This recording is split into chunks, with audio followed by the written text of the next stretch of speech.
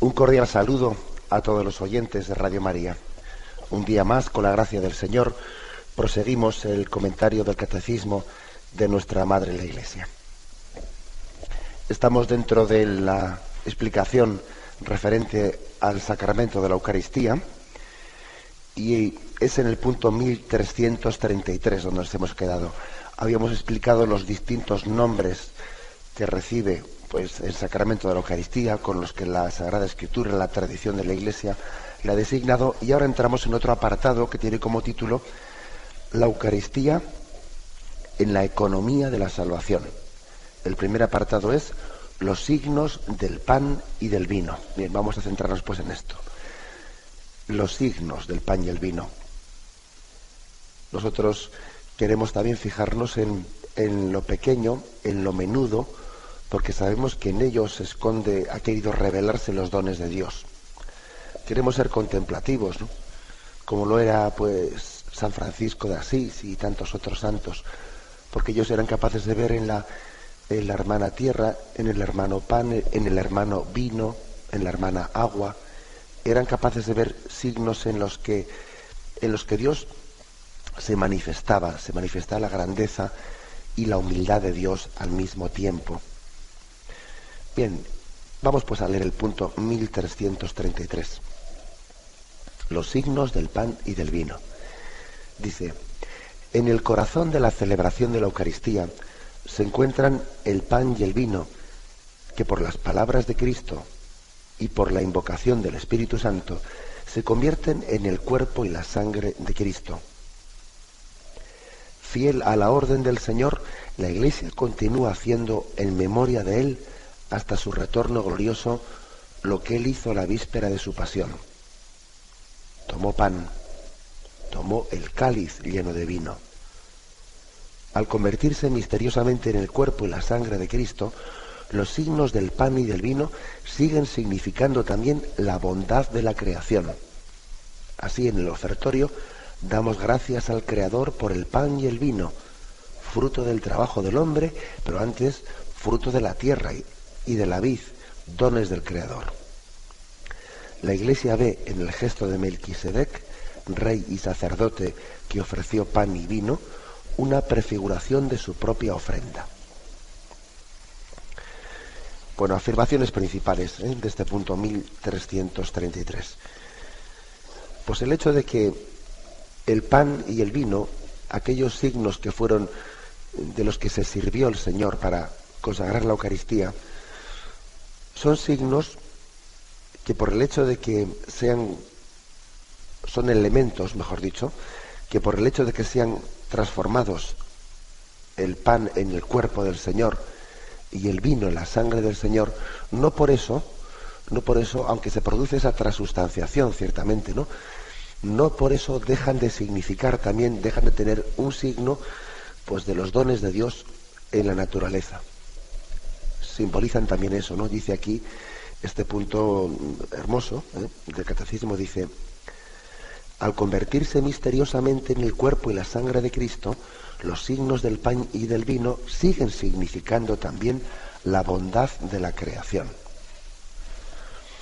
Es verdad que el pan, una vez que es consagrado, no es pan, es apariencia de pan.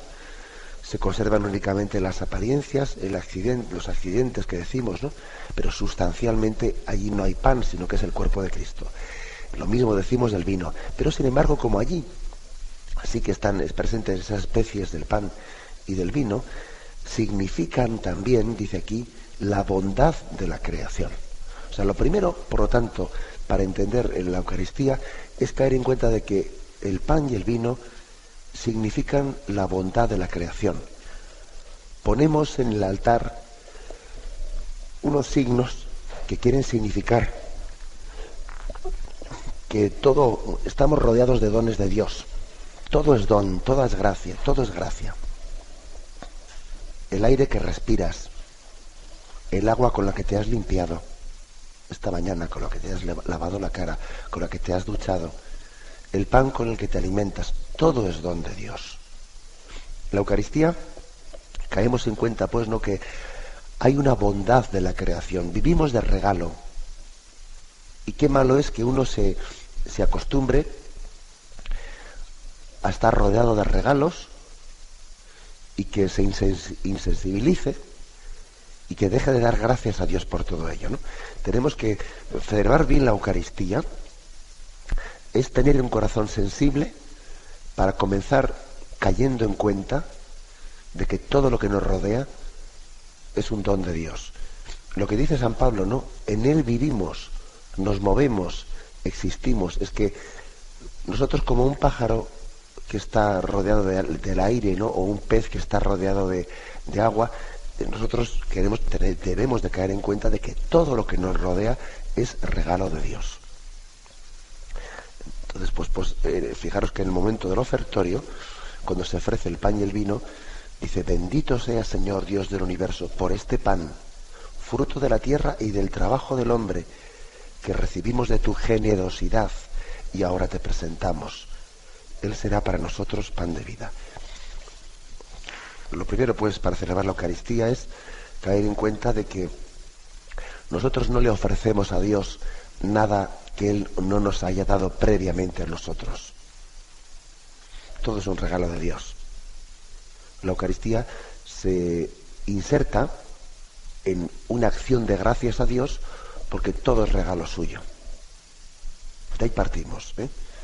Del hecho de que tengamos costumbre, a veces en las Eucaristías o las celebraciones de la Santa Misa más solemnes, de hacer unas ofrendas especiales, de simbolizar junto con el pan y el vino distintas ofrendas, es una forma de caer en cuenta, todavía de remarcar más, de que todo es un don de Dios. Antes de que yo haga de las cosas una ofrenda a Dios, primero ha sido un regalo de Dios a mí. Si yo a Dios, por ejemplo, le ofrezco el esfuerzo del estudio, si un trabajador le ofrece el esfuerzo de unas horas, ¿no?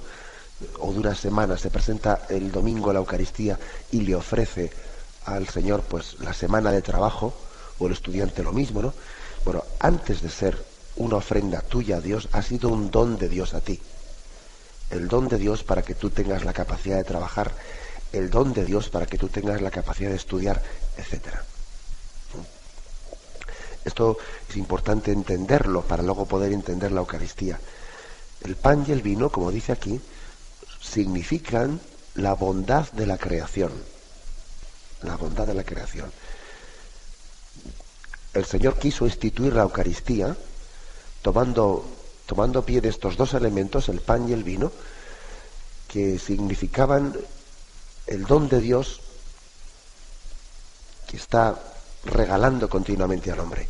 Es verdad que el hombre tiene que trabajar para vendimiar en esa recolección y ser capaz de trabajar hasta elaborar el vino. Es verdad que el hombre tiene que trabajar en la siega, en el moler el trigo, etcétera, etcétera, ¿no? En amasar el pan. Es verdad, pero esta creación es al mismo tiempo un don gratuito de Dios y una llamada a la colaboración del hombre. Las dos cosas al mismo tiempo. El refranero castellano lo dice con mucha gracia, ¿no? Cuando dice eso de a Dios rogando con el mazo dando, que es como decir, todo es regalo y al mismo tiempo todo es tarea. Es regalo porque se te ha dado gratuitamente, pero es tarea, ¿sabes? No es un regalo que se reciba con los brazos cruzados, sino que el pan y el vino requieren también la colaboración del hombre. Que recibimos de tu generosidad y ahora te presentamos, fruto de la tierra y del trabajo del hombre. Es decir, veamos cómo en la ofrenda del pan y el vino se remarcan esas dos cosas. En esta vida todo es don de Dios, pero no hablamos del don de Dios en un sentido pasivo, no, sino que es un don de Dios también en un sentido activo, porque Dios te da la gracia no solo de dártelo, sino de hacerte partícipe de ese regalo que te está dando. ¿Qué es más? Como se dice, ¿no? Regalarle a un hombre el pescado o darle la caña para que él lo pesque, pues lógicamente es mucho más lo segundo. Dios no solo te da el pescado, es que primeramente te ha dado la caña para que tú lo pesques. Bueno, pues eso mismo, eso que tanto se dice, ¿no? Pues hace el Señor con nosotros. El Señor no se limita a darnos los dones en un sentido pasivo, sino a hacernos colaboradores con la tarea de la creación. Se dignifica al hombre mucho más. Una madre no quiere más a su hijo, porque se lo dé toda la boca y porque le haga un inútil, o sea, en el sentido de que no le exija también pues que él mismo aprenda a cuidarse, a ordenarse. No, una madre es mejor madre cuando sí está continuamente rodeando a su hijo de cariños y de atenciones, pero le hace crecer, le hace ser también él partícipe de eso mismo que está recibiendo. Cuando al niño le hace también poner la mesa, cuando al niño le hace también pelar pues la fruta o las patatas para preparar la comida, es decir, le está haciendo colaborar en lo que él mismo va a recibir. Eso mismo es lo que dice el ofertorio de la misa. Fruto de la tierra y del trabajo del hombre, don de Dios, don gratuito de Dios y al mismo tiempo participación en ese don por el esfuerzo del hombre, ¿no? Que es también gracia divina, por supuesto. Bueno, esto es lo que se remarca tanto, ¿no? En este primer punto. El Señor toma el pan, toma el vino y quiere que sean signos de la bondad de la creación, de la bondad de Dios que nos lo regala todo, pero al mismo tiempo de la colaboración del hombre en esa creación. Se remarca aquí, como dice este punto del catecismo, se nos trae a colación una figura importante, ¿no? Que es la figura de Melquisedec, que está especialmente referida en el canon romano, que es de los 4 cánones o de las 4 plegarias eucarísticas que tiene el misal romano. La primera de ellas se le llama el canon romano. Bien, vamos a ver de qué manera aparece esta referencia al pan y al vino como ofrenda de Melquisedec. Lo vemos enseguida, pero primeramente vamos a hacer un momento de reflexión. Bien, pues estábamos diciendo, para terminar de entender este punto 1333, se hace referencia a Génesis 14, 18, donde allí se relata el encuentro de Abraham con un misterioso personaje, con el rey de Salem, que era el profeta, el sacerdote del Dios Altísimo, Melquisedec. Como veis, fue algo tan impactante, ¿no? El que cuando Abraham venía de guerrear contra los reyes de Sodoma, reyes a los que él había vencido milagrosamente, ¿no? Se encuentra en ese momento con Melquisedec, un encuentro así fortuito que parecía como un signo de Dios, rey de Salem. Y este hombre, que era sacerdote de Dios Altísimo, que nadie sabía exactamente su origen, ¿no?, le presentó pan y vino y le bendijo, diciendo: bendito sea Abraham, Dios del Altísimo, creador de cielos y tierra, y bendito sea el Dios Altísimo, que entregó a tus enemigos en tus manos. Y Abraham le dio el diezmo de todo a Melquisedec. Bueno, fijaros cómo este pasaje, que a nosotros nos puede parecer, bueno, pues qué referencia tan lejana, ¿no? Bueno, la primitiva comunidad cristiana vio en ello un signo del don de Dios. Acordaros como el canon de la misa dice: mira con ojos de bondad esta ofrenda y acéptala como aceptaste los dones del justo Abel, el sacrificio de Abraham, nuestro padre en la fe, y la oblación pura de tu sumo sacerdote Melquisedec. Se hacen 3 referencias al Antiguo Testamento. La de Abel, que sabéis cómo dice que Abel tenía un corazón sencillo y los dones que él presentaba eran aceptados, ¿no?, gustosamente por Yahvé, mientras que las ofrendas que Caín realizaba no eran gratas a los ojos de Dios, porque eran hechas por un corazón turbio. Tenemos que presentar pues la Eucaristía, ofrecerla con un corazón transparente. En segundo lugar está la imagen de Abraham ofreciendo en el monte Moria a su hijo Isaac. La imagen, pues, remarca mucho el que alguien, cuando ofrece una cosa a Dios, no ofrece a alguien algo ajeno, una cosa, sino se ofrece a sí mismo, ofrece la carne de su carne y sangre de su sangre. Es decir, Abraham, al ofrecer a su hijo Isaac, era como si él mismo estuviese siendo ofrecido, como si él mismo estuviese siendo sacrificado. No era ofrecer algo, sino ofrecerse él. Y en tercer lugar, la tercera ofrenda, dice, ¿no?, los dones del justo Abel, el sacrificio de Abraham, nuestro padre de la fe, la oblación pura de tu sumo sacerdote Melquisedec. Melquisedec es este sacerdote del Dios Altísimo que ofrece el pan y el vino y hace esta sencilla acción de gracias después de que Abraham ha sido bendecido por Dios en la batalla, y Dios le ha dado la victoria frente a reyes que eran mucho más poderosos que él, ¿no?, militarmente.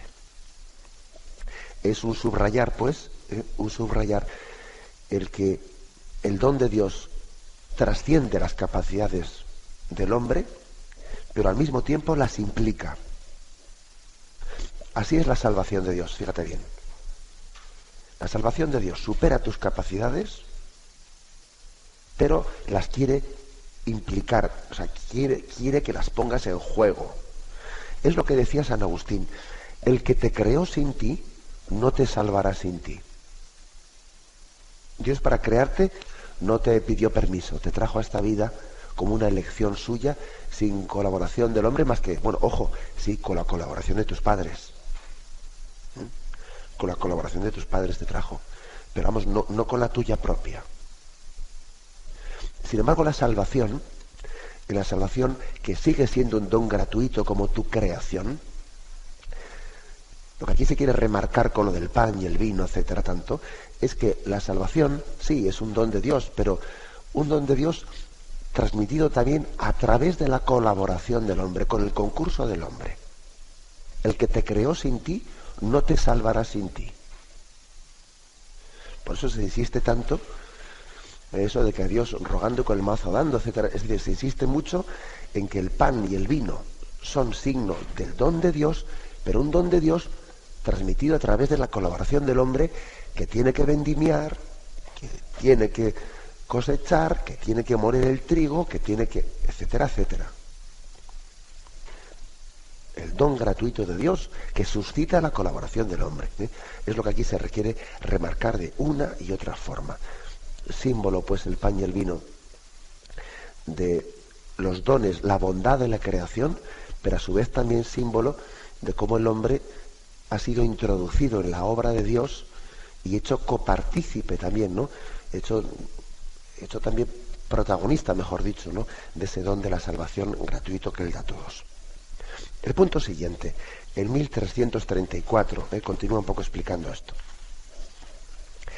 En la antigua alianza, el pan y el vino eran ofrecidos como sacrificio entre las primicias de la tierra en señal de reconocimiento al Creador.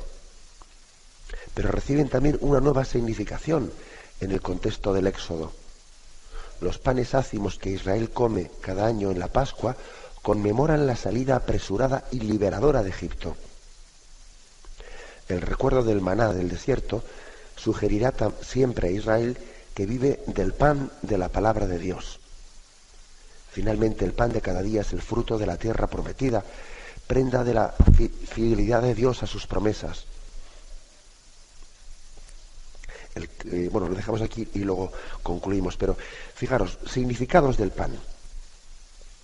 En la antigua alianza, el pan y el vino, bueno, pues son signo de las primicias de la tierra, es señal de reconocimiento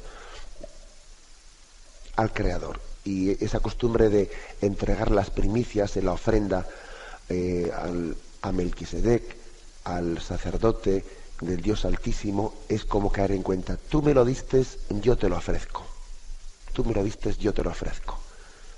Os conté el otro día, recuerdo que os conté la anécdota de la ofrenda que hizo aquí al Cristo en Palencia esa atleta que obtuvo la medalla de oro creo que era campeona de Europa de 5.000 metros, bueno, pues que hizo una ofrenda al Cristo diciendo esa oración tan hermosa que os conté, ¿no? Señor, esta victoria es tuya. Y el Señor podía responderle, y también tuya, porque yo te la he dado. Y las dos cosas son verdad. Las dos cosas son verdad. Es tuya y es mía. Es mía y es tuya, porque es que Dios te ha dado los dones, te ha dado la capacidad para que tú mismo la ejercites, la desarrolles. Esta victoria es tuya. Y el Señor podía haberle respondido, sí, y yo te la he dado a ti para que también esta victoria sea tuya. La salvación es de Dios, y al mismo tiempo Dios le ha dado al hombre la capacidad también de hacerse sujeto activo del don de la salvación. Ese es un primer sentido. Segundo sentido, dice, recibe también una nueva significación en el contexto del Éxodo. Los panes ácimos que Israel come conmemoran la salida apresurada y liberadora de Egipto. O sea, el pan simboliza lo que ocurrió la noche de la liberación. Cuando Israel sale de Egipto, comiendo panes ácimos, ¿no? Una comida que parece que es una comida de emergencia, una comida a la que se les indica cómo tienen que celebrar pues un banquete rápido, dispuestos a la marcha, a la Pascua, con la cintura ceñida, con las sandalias y el bastón preparados, ¿no? Esa cena con los panes ácimos simboliza la cena de la liberación. Y luego el pan encima sigue haciéndose presente en todo el paso por el desierto, cuando el maná sigue cayendo del cielo, ¿no? O sea que también el pan es un recuerdo continuo y permanente a la historia de la salvación, por la que Yahvé fue conduciendo a su pueblo Israel por el desierto y le sacó de la esclavitud. El pan y el vino es pues también signo, recuerdo de un Dios que está sacándonos de la esclavitud, que te está alimentando, que te está acompañando. Es también un contexto de podríamos decir, una economía de vivir en guerra, ¿eh? Estamos siempre en guerra frente al pecado, estamos en guerra frente a los enemigos del alma, y Dios te está alimentando para sacarte de la esclavitud, para sacarte de Egipto. Dios te está alimentando para que seas capaz de pasar por el desierto. Igual que los ejércitos, pues nosotros a veces los ejércitos no vemos más que a la gente que combate. Sí, pero ojo, para que un ejército funcione tiene que haber detrás de los combatientes muchísimas personas que están permitiendo que los soldados estén alimentados, que todo el material que se necesita pues para la guerra esté a mano, esté en el frente, esté en primer lugar. Bueno, pues eso es también lo que significa el pan de la Eucaristía. Significa que Dios ha estado alimentando a su pueblo cuando pasaba por el desierto, que día a día le dio el alimento para que pudiese combatir, que le dio el pan ácimo para que saliese aquella noche liberadora de Egipto. Igual que en los ejércitos existen los servicios de intendencia, ¿no? Bueno, pues también esta es la intendencia, la asistencia continua de Dios sobre nosotros que estamos peregrinos por el desierto. Finalmente dice, el pan de cada día es el fruto de la tierra prometida, prenda de fidelidad de Dios a sus promesas. El cáliz de bendición, al final del banquete pascual de los judíos, añade a la alegría festiva del vino una dimensión escatológica, la de la espera mesiánica del restablecimiento de Jerusalén. Jesús instituyó su Eucaristía dando un sentido nuevo y definitivo a la bendición del pan y del cáliz. Bien, ¿qué quiere decir? Que una vez que el pueblo de Israel ya se ha introducido en la tierra prometida, bueno, pues entonces ya ha pasado por el desierto, ya el maná ha dejado de tener lugar, ya el pan y el vino ya no tienen ese significado de el alimento de la batalla para poder pasar por el desierto, y pasa a tener un significado nuevo que enriquece lo anterior, que es como un pequeño adelanto del alimento del cielo. Ya no es únicamente pan para el camino, para alimentarte de fuerzas para combatir, es también adelanto del manjar del cielo. Es como una Por eso dice aquí lo de dimensión escatológica, que parece una palabra un poco complicada, pero sencillamente quiere decir esto de dimensión escatológica, que la Eucaristía no solo es alimento que te da fuerza para el camino, sino que es pequeño adelanto, bueno, pequeño no, gran adelanto del cielo en nuestra vida. Es las arras de lo que está por llegar. Otro aspecto pues distinto, ¿no?, que complementa al anterior. Bien, vamos a reflexionarlo brevemente y continuamos enseguida. Al atardecer se les acercaron los discípulos diciendo: el lugar está deshabitado y la hora es ya pasada. Despide pues a la gente para que vayan a los pueblos y se compren comida. Mas Jesús les dijo: no tienen dónde marchar, no tienen por qué marcharse, dadle vosotros de comer. Dícelen ellos: no tenemos aquí más que 5 panes y 2 peces. Él dijo: traedlos acá. Y ordenó a la gente reclinarse sobre la hierba. Tomó luego los 5 panes y los 2 peces, y levantando los ojos al cielo, pronunció la bendición, y partiendo los panes se los dio a los discípulos, y los discípulos a la gente. Comieron todos y se saciaron, y recogieron de los trozos sobrantes 12 canastos. Y los que habían comido eran 5.000 hombres, sin contar mujeres y niños. Bueno, lo que está claro es que los milagros de la multiplicación de los panes prefiguran la sobreabundancia del pan de la Eucaristía. Es como decir, esto es un adelanto de lo que está por llegar. El pan de la Eucaristía se multiplica, se celebra ese milagro de la multiplicación cada vez que hacemos la consagración eucarística. Cada vez que celebramos la Santa Misa se multiplica el don de Dios para con nosotros. Es un don de Dios multiplicado para cada uno. Dios no nos quiere pues en manada, sino que ese amor genérico lo multiplica en cada uno de nosotros particularmente. Se multiplica para cada uno de nosotros. Por tanto, los milagros de la multiplicación de los panes, o incluso el milagro de la conversión del agua en vino en las bodas de Caná, son una prefiguración de Jesús de lo que es la Eucaristía. Forma parte también de su catequesis para que luego entendamos qué es la Eucaristía. Porque si milagro fue que el Señor transformase en agua en vino, aquello no era más que una prefiguración de la transformación más profunda del vino en la sangre de Cristo. Y si María estuvo presente y fue mediadora para que el Señor hiciese el milagro de la conversión del agua en vino, también María está presente y es mediadora en la celebración sacramental cuando la Iglesia, por la palabra y el poder de Cristo, del Espíritu Santo, transforma el vino en la sangre de Jesús. Que no nos quepa duda que los milagros de Jesús, de multiplicación del pan y de la transformación del agua en vino, son un adelanto, son las arras del gran milagro de la Eucaristía, de lo que está por llegar, de lo que está por venir. Así de gratuito es el don de Dios. ¿Que exige nuestra colaboración? Pues sí, exige nuestra colaboración, porque cuando el Señor mandó llenar aquellas tinajas de agua para poder hacer el milagro de la transformación del agua en vino, llenad estas tinajas de agua. Hombre, el Señor podía haber hecho igual el milagro de llenar las tinajas en un milagro de vino sin haberlas llenado primeramente del agua. Perfectamente lo podía haber hecho.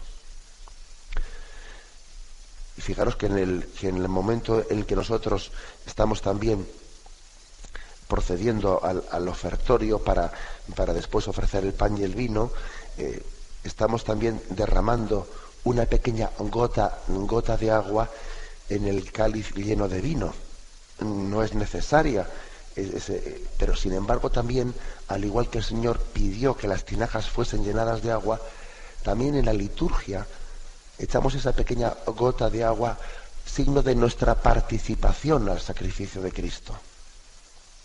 El Señor quiere también que aportemos nuestra pequeña gota de agua, que es símbolo de también el llenar las tinajas de agua para que luego Él haga el milagro de la transformación. Hay una prefiguración. El signo del agua convertida en vino anuncia la glorificación de Jesucristo. Manifiesta el cumplimiento del banquete de las bodas en el reino del Padre, donde los fieles beberán el vino nuevo, convertido en sangre de Cristo. Aquí se nos da una referencia, la referencia de Marcos capítulo 14, versículo 25. Bien, allí decía: yo os aseguro que ya no beberé del producto de la vid hasta el día en que lo beba nuevo en el reino de Dios. O sea, se nos habla pues de un beber el vino nuevo en el banquete de bodas en el reino del Padre. Cuando Jesús dijo esa frase, os aseguro que no volveré a beber del producto de la vid hasta el día en que lo beba en el reino de Dios, se hace referencia al banquete eterno que tiene lugar en la Jerusalén celestial, donde para nosotros estar con Cristo es estar continuamente siendo alimentados por Él. Él es nuestro alimento en el cielo. Él es nuestra bebida. El hombre se sacia plenamente de Él. A eso es a lo que le llamamos el banquete de las bodas, el banquete de bodas en la Jerusalén celestial. Y concluye el último punto. Todos estos 4 puntos que hoy estamos comentando están bajo el epígrafe de los signos del pan y el vino. El último punto dice, el 1336. El primer anuncio de la Eucaristía dividió a los discípulos igual que el anuncio de la pasión los escandalizó. Es duro este lenguaje, ¿quién podrá escucharlo? La Eucaristía y la cruz son piedras de tropiezo. Es el mismo misterio y no cesa de ser ocasión de división. ¿También vosotros queréis marcharos? Esta pregunta del Señor resuena a través de las edades como invitación de su amor a descubrir que sólo Él tiene palabras de vida eterna y que acoger en la fe el don de su Eucaristía es acogerlo a Él mismo.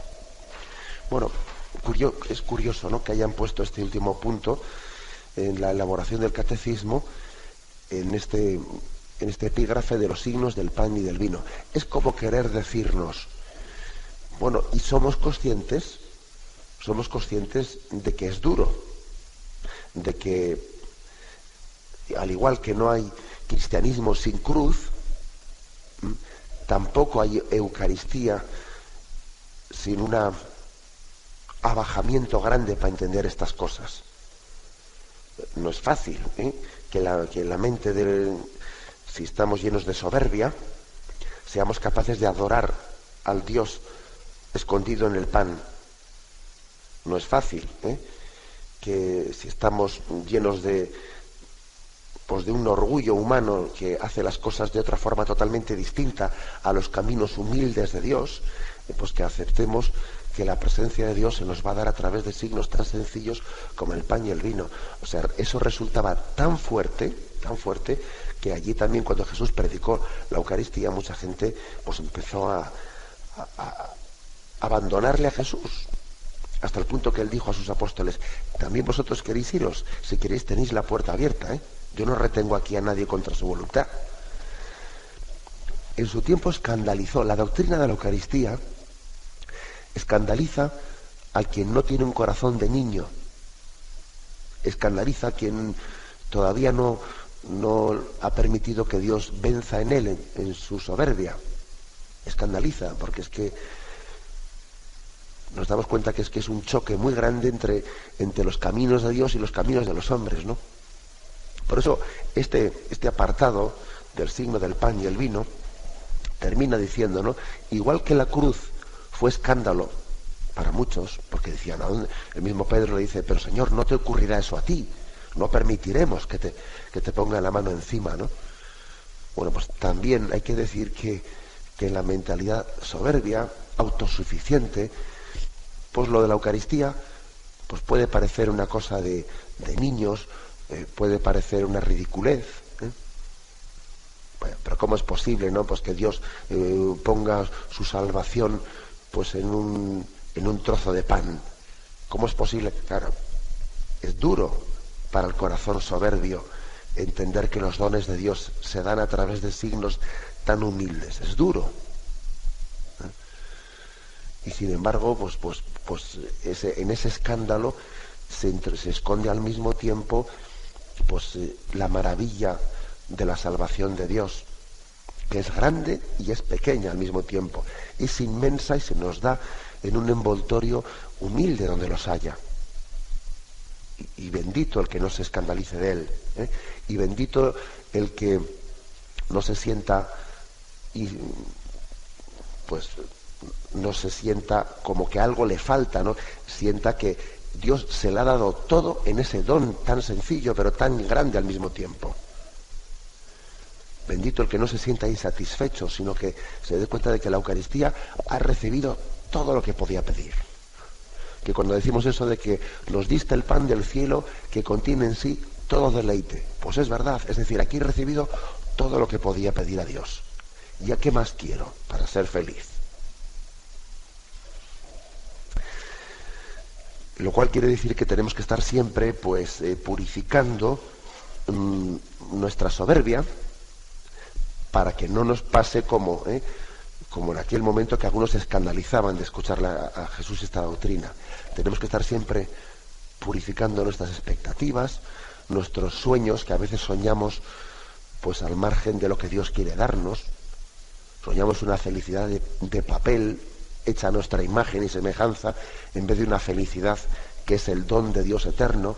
Bueno, pues hay que estar continuamente purificando las expectativas que el hombre tiene de felicidad, estarlas siempre purificando, para que cuando venga el don de Dios, tú te sientas plenamente satisfecho, o sea, con él, pleno, lleno, que no te ocurra como le ocurrió a aquellos contemporáneos de Jesús, que él les habló de la Eucaristía y dijeron, bueno, ¿qué dice este? Me voy a otro lado. Les estaba ofreciendo el máximo que les podía ofrecer, pero ellos, como tenían otras expectativas, como esperaban otra cosa, no supieron reconocer el don de Dios. Así también nosotros tenemos que estar siempre diciendo, a ver qué es lo que deseo yo, a ver con qué sueño yo, a ver cuáles son mis ilusiones. No vaya a ser que si deseo mal, si espero mal, si mis ilusiones están mal orientadas, cuando venga el don de Dios, pues como que no lo recibo, como que no lo aprecio, como que me siento incluso decepcionado. Que no te decepcione nunca la Eucaristía y que en ella encuentres todo lo que esperabas, que contiene en sí todo deleite. Pero para eso hay que hacer un trabajo serio de purificar tus esperanzas, tus ilusiones, todo aquello que tu corazón sueña y se prepara para recibir. Esto es lo que queremos también, ¿no?, poder hacer a lo largo de estos programas. Hoy hemos hecho esta explicación de los signos del pan y el vino, del punto 1333 al 1336. Me despido con la bendición de Dios Todopoderoso, Padre, Hijo y Espíritu Santo, descienda sobre vosotros. Alabado sea Jesucristo.